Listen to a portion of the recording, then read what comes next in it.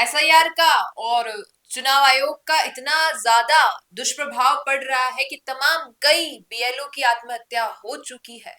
और उनके परिजनों का यह आरोप है कि भाई काम का इतना दबाव बनाया गया, सरकार ने इतना दबाव बना दिया कि रात रात तक जग के काम किया और फिर भी परिणाम स्वरूप ये सारी चीजें सामने आई कि कई लोगों ने तो आत्महत्या कर ली, किसी को अटैक आ गया, किसी ने आत्महत्या की कोशिश कर ली, कोई एकदम परेशान हो कि नौकरी छोड़ने को तैयार है। और ये हालत हो रही है। देखिए, इस मुद्दे को लेकर रविंद्र सिंह भाटी ने भी एक बात कही कि भाई जितने सरकारी शिक्षक हैं आप सभी को बीएलओ का काम सौंप रहे हैं, लेकिन सोचिए उसका दुष्परिणाम क्या निकल रहा है। एक और तो लोग आत्महत्या इतनी कर रहे हैं, दूसरी ओर ये जो मिड सेमेस्टर की परीक्षाएं आती है, वो एग्जाम्स आने वाले हैं, बच्चों के सर पे एग्जाम है, लेकिन उनके टीचर्स तो सरकार के काम में लगे हुए हैं। बच्चे पढ़ाई कब करेंगे, टीचर्स उनका ध्यान कब रखेंगे, क्योंकि दिसंबर में एग्जाम होते हैं। अब ये सारी तमाम चीजें शायद सरकार को समझ नहीं आ रही है और इसका दुष्परिणाम यही निकल रहा है। एक लिस्ट सुना देती हूँ आपको, उसके बाद चर्चा करते हैं इसी विषय पर। पश्चिम बंगाल से बीएलओ शांति ने आत्महत्या कर ली। केरल से बीएलओ अनीश ने आत्महत्या कर ली। राजस्थान में बीएलओ मुकेश ने आत्महत्या कर ली।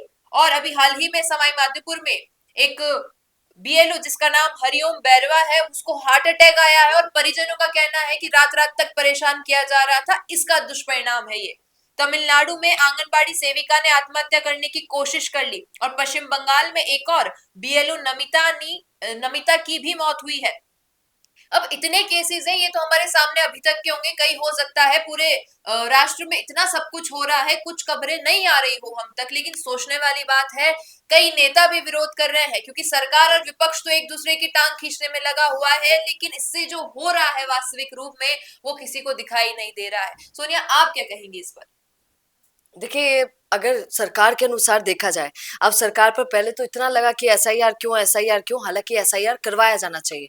बहुत अजीब है ये पार्टियां भी, कभी कहती हैं कि एसआईआर बिहार में क्यों हो रहा है, फिर उसके बाद जब पूरे देश में होने लगता है तो वही पार्टी कहती है कि क्या नाम से अच्छा हो रहा है, अच्छा हो रहा है, एसआईआर तो होना चाहिए। और ये बस सच है कि एसआईआर होना चाहिए, पर जिस तरीके से एसआईआर में जो बीएलओ है उनको परेशान किया जा रहा है, कुछ चुनिंदा लोगों को, तीन तीन मैं कल सुन रही थी कि एक बीएलओ 200 लोगों से मिलेगा, उनकी लिस्ट चेक करेगा। तो ये कितनी बड़ी बात है कि एक बीएलओ इतना काम कैसे कर सकता है। और यही दिक्कत इसी दिक्कत का सामना करना पड़ रहा है। उनको टारगेट दे रहे हैं, अगर टारगेट पूरा नहीं हुआ तो अब वो क्या करेंगे वो एक अपनी बात है, पर उन लोगों ने उनको टारगेट दिया है कि ये तुम्हें करना ही है, चाहे फिर तुम सो या मत सो।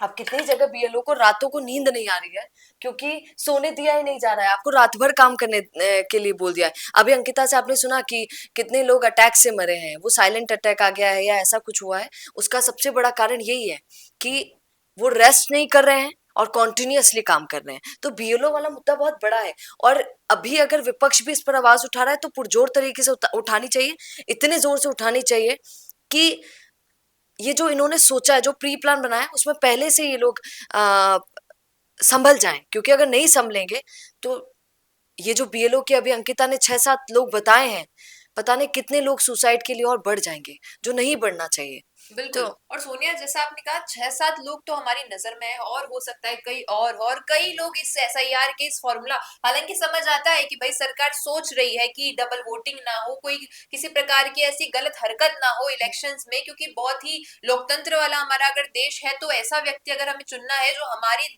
देखरेख कर सके, तो उसके लिए एकदम सही रूप से सत्य के साथ वो जीतना चाहिए। और एक और बात, लेकिन हाँ, हाँ, एक और बात, बीएलओ हमेशा टीचर को बनाया जाता है, आप सभी जानते हैं, वही सरकारी कर्मचारी होता है उनके पास। तो वे सोचते हैं भाई साहब यो ही फ्री चाहिए, यो ही काम कर सके से, तो उन्हीं को हमेशा बीएलओ बना दिया जाता है। ये भी तो किया जा सकता है कि टीचर को ना बना के, क्योंकि अभी आपने सुना है इन्होंने क्या कहा, रविंद्र सिंह भाटी ने भी ये मुद्दा उठाया और ये मुद्दे हम देख सकते हैं कि टीचर्स की वैसे ही कमी है, ऊपर से उन टीचर्स को अगर बीएलओ बनाकर ये एसआईआर का काम सौंप दिया जाएगा तो फिर आप सोचिए कितनी दिक्कत हो सकती है और राज्य में बच्चों को कितनी दिक्कत हो बिल्कुल। सकती है और शिक्षा में। सोनिया, जो आप बात कर रही है, इस बात को आगे बढ़ाते हुए कहूंगी कि एक पद और है, मुझे याद नहीं आ रहा है, उस पद को तो संपूर्ण रूप से बीएलओ बना दिया गया है। मतलब जिस नौकरी के लिए किसी व्यक्ति ने इतनी मेहनत की, इतने एग्जाम क्लियर किए और अब उस पद पे पहुंचा है, उस ओहदे पे पहुंचा है, तो आप उसको वो काम ना देकर केवल ये इलेक्शन कमीशन का इतना सारा काम सौंप रहे हैं। और सोचने वाली बात है कि भाई कई जगहों पर आप देखिए ना व्यवस्था की जा रही है कि एक केंद्र बना दिया, सभी को वहां बुला लिया, क्योंकि होता है दिन में कई घरों के जो महिलाएं हैं, व्यक्ति हैं, सब काम पे जाते हैं, तो शाम को उन सभी को एक केंद्र पे बुला के एक साथ काम करवा लिया, डिजिटल काम करवा लिया कि भाई एक व्यक्ति को इतने पर्टिकुलर लोग सौंप दो कि वो देख पाए और उनसे बातचीत कर पाए, ताकि कोई गलती भी ना हो। और शिक्षक को, और जैसा कि आपने कहा, उसी तरीके के लोगों को नहीं देना। खास करके प्लीज, ये तो रिक्वेस्ट ही है कि शिक्षकों को तो बीएलओ मत ही बनाओ, क्योंकि इससे कितना बड़ा नुकसान हो सकता है। बिल्कुल, एजुकेशन में कितना बड़ा नुकसान। एजुकेशन में, क्योंकि कहा जाता है ना कि कितने क्षेत्र ऐसे हैं जहाँ पर टीचर्स नहीं है। हाल ही में आपने देखा होगा, बाड़मेर में ही एक बच्ची ने पत्र लिखा था कई पत्रकारों को कि आप अगर हमारी मदद करवा सकते हैं तो शिक्षा विभाग तक ये बात पहुंचाइए कि हमारे स्कूल में बच्चे इतने हैं और शिक्षक केवल 2 हैं। तो सोचने वाली बात है, सरकार उन बच्चों के भविष्य पे ध्यान न देकर इलेक्शन पे इतना ध्यान दे रही है, जो बच्चे पढ़ाई से इतना दूर रह रहे हैं केवल टीचर्स के प्रभाव से। और आप बेरोजगारी की बात करते हैं ना, ये तो एक अच्छा मुद्दा है कि बीएलओ के लिए लोग ढूंढने को मिल जाएंगे, उनको नौकरियां मिल जाएंगी, किसी और को बीएलओ की नौकरी मिल जाएगी, तो वो कितना खुश रहेगा।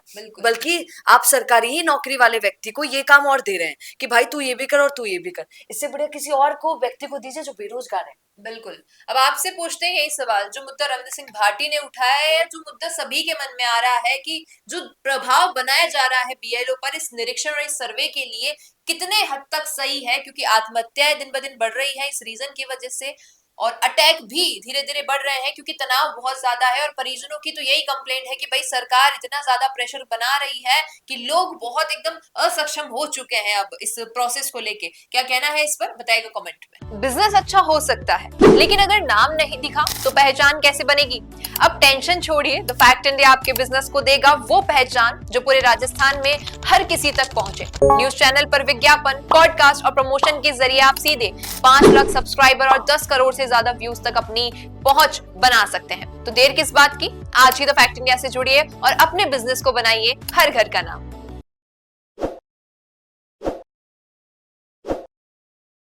ताज़ा खबरों के लिए विजिट करें द फैक्ट इंडिया की वेबसाइट और डाउनलोड करें द फैक्ट इंडिया ऐप।